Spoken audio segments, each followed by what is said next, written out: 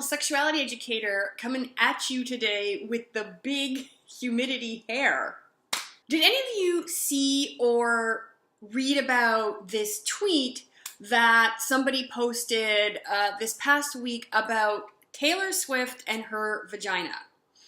If you didn't see it, here it is. The reason I preach, #Christianity, my daughters represents the right, Taylor Swift's vagina represents the left. Oh, I have some things to say about this, but before I get into that, I actually have a question. Does anyone know if Jennifer Mayers actually, composed the sandwiches in that picture, or is that just like a stock photo of two sandwiches? Because if that is something that she did deliberately, despite the fact that I had so many problems with what this tweet represents, I'm actually really impressed with her ham vulva crafting abilities if she made that sandwich. Because that sandwich on the left actually looks a lot like a vulva, and those are some mad ham skills. So, props for that. Now, I know that Jennifer Mayer herself is probably not going to watch this video, and even if she does, I just finished reading an interview with her on Jezebel's website. I'll link to that below. And on the off chance that she happens to watch this, I don't think she's going to be very receptive to what I have to say.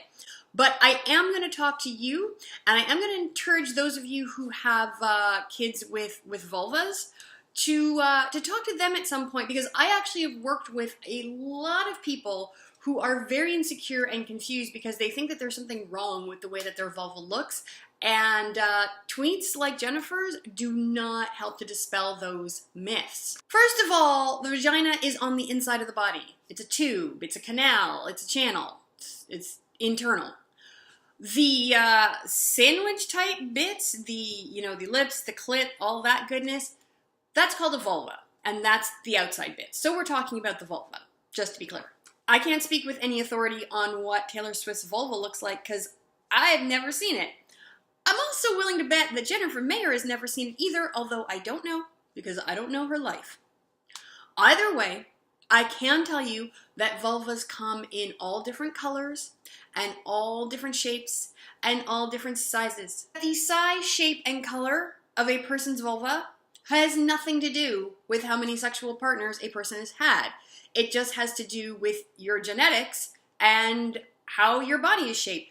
Or if you're someone who has had your vulva constructed, then it has to do with the type of vulva that your surgeon has constructed for you.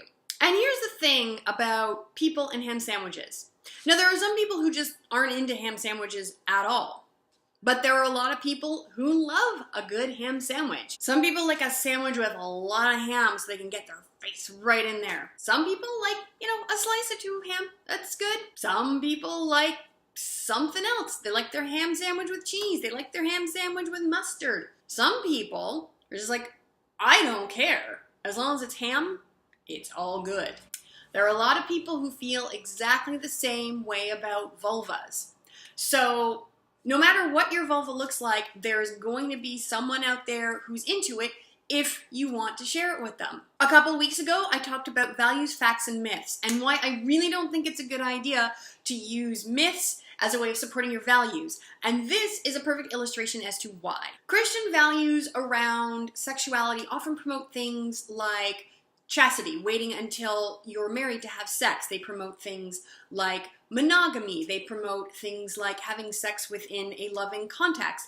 And those are all perfectly fine values to have around sexuality. But trying to convince our kids that they should adopt these types of values because if they don't, and if they have a lot of sex, that their vulvas will become, long and big and will be spilling out, and that people won't find them desirable. That's not true. And by saying things like that, we just undermine our credibility. Not to mention, we run the risk of shaming our kids if they happen to have vulvas that look more like that ample ham sandwich on the left.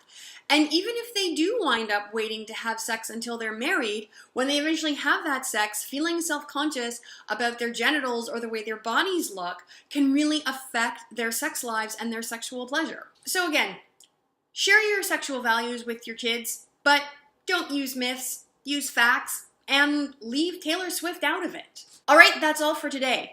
Now, if you ever need any help talking to your kids, your teens about sexuality, if you're dealing with an issue and you're not sure how to approach it, you need resources, communication strategies, then hit me up, because I do personal parent consulting around sexuality. That's my jam. So you can learn more about that at my website, NadineThornhill.com.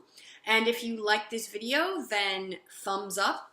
Leave me a comment. I really enjoyed chatting with some of you here on YouTube. And definitely subscribe so you won't miss any videos. All right, have a great day, and I will see you soon. Bye. I had some thoughts on Toronto Pride and Black Lives Matter. Click the link to check out the vlog. And of course, don't forget to follow me on social media, and you can click on that green button to subscribe.